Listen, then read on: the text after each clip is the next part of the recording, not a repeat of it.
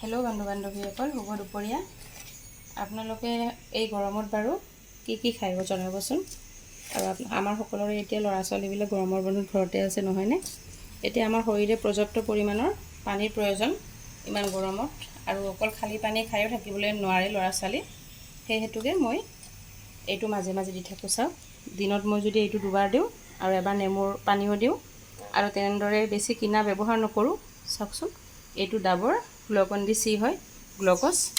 এইটো মই 402 ৰুপিজ দি কিনিছোঁ।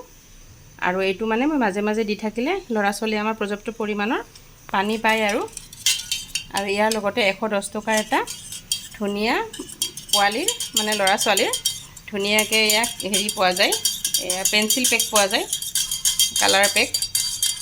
এইটোৱে 110 টকা ফ্ৰী পোৱা গৈছে। আৰু এনেদৰে পানীখিনি যদি আমি ল'ৰা ছোৱালীক দি থাকোঁ, তেতিয়াহ'লে ল'ৰা ছোৱালীয়ে অলপ হ'লেও সিহঁতৰ শৰীৰটো শীতল পৰিব। মই একেবাৰে ঠাণ্ডা ফ্ৰিজৰ পানী দিয়া নাই, অলপমান ঠাণ্ডা পানীও দিছোঁ, আৰু লগতে নৰ্মেল পানী একুৱাগাৰ্ডৰ অলপ দি দিছোঁ। বেছি ঠাণ্ডা দিয়া নাই যদিও সিহঁতৰ দেহাটো ধুনীয়াকৈ শীতল পৰি যাব। আমি ডাঙৰেটো বাৰু খালী পানী খাই থাকিব পাৰোঁ, কিন্তু ল'ৰা ছোৱালী খালী পানী খাব নোখোজে। সেই হেতুকে এনেদৰে যদি আমি বাৰে বাৰে খুৱাই থাকিব পাৰোঁ, তেতিয়াহ'লে সিহঁতে অলপ হ'লেও নিৰাময় পাব গৰমৰ পৰা আৰু বেমাৰ আজাৰৰ পৰা। আপোনালোকে এইটো দিব দেই ল'ৰা ছোৱালীকেইটা গৰমৰ বন্ধত। ঠিক আছে বাৰু।